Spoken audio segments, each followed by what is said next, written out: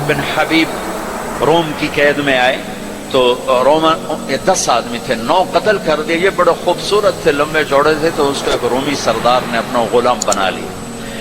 پھر اس نے کہا کہ اگر تو عیسائی ہو جائے تو میں اپنی بیٹی بھی دیتا ہوں، اپنی ریاست بھی دیتا ہوں۔ تو انہوں نے فرمایا کہ سارا ملک عرب بھی دے دے اور ملک روم بھی دے دے، میں ایک پل کے لیے بھی اپنا دین نہیں چھوڑ سکتا۔ پھر اس کو ایک ترکیب سوچی، اس نے ایک گھر پورا خوبصورت فرنشڈ، اس میں ان کو بند کر دیا اور شراب بھی رکھ دی، کھانا بھی رکھ دی، ایک خوبصورت لڑکی کو تیار کیا کہ اس سے گناہ کرواؤ۔ وہ آگے وہ گناہ کی دعوت دے رہی، یوں بیٹھوں۔ 3 دن گزر گئے، 3 راتیں گزر، نہ کھایا، نہ نظر اٹھائی، نہ پیا۔ 3 دن کے بعد وہ لڑکی کہنے لگی تو کیا بلا ہے، نہ تو نے کھایا نہ تو نے پیا نہ تیری نظر اٹھی، کون ہے تو، کیا ہے تو، تمہیں کون روکتا ہے؟ تو فرمایا کہ اب تو میرے لیے شراب بھی حلال ہے جس حال پر میری پیاس پہنچ چکی، اور سور پکا کے رکھا ہوا تھا کہ یہ گوشت بھی میرے لیے حلال ہے جس سطح پر میری بھوک پہنچ چکی ہے، لیکن میرے رب سے مجھے حیا ہے جو مجھے دیکھ رہا ہے،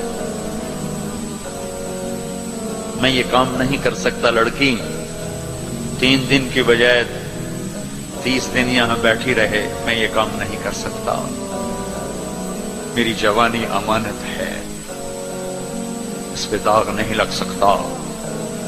وہ کہنے لگی تیرے جیسے انسانیت کے تاج کو میں قتل نہیں ہونے دوں گی، میں تمہیں چھوڑاؤں گی۔ باہر نکل کے کہنے لگی سردار تو نے مجھے کس کے پاس بھیجا ہے؟ لوہا ہے، نہ کھایا نہ پیا، یا پتھر ہے کہ ایک دفعہ اس نے نظر اٹھا کے نہیں دیکھا، میں کہاں سے اس پہ ہاتھ ڈالتا؟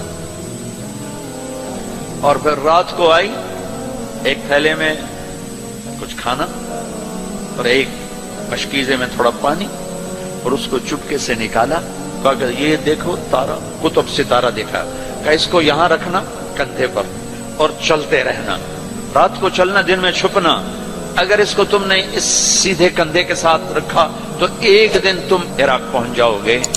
یہ کردار تھا جس نے صحرا نشینوں کو کیسر اور کسرا کے اوپر جھنڈے گاڑنے کی طاقت عطا فرمائی، توفیق عطا فرمائی اور قوت اور قدرت دی۔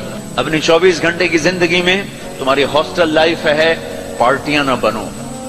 میرے دیش کو مذہبی نفرت نے بھی برباد کیا ہے اور سیاسی نفرتوں نے بھی برباد کیا ہے، سارا ملک زوال کا شکار ہے۔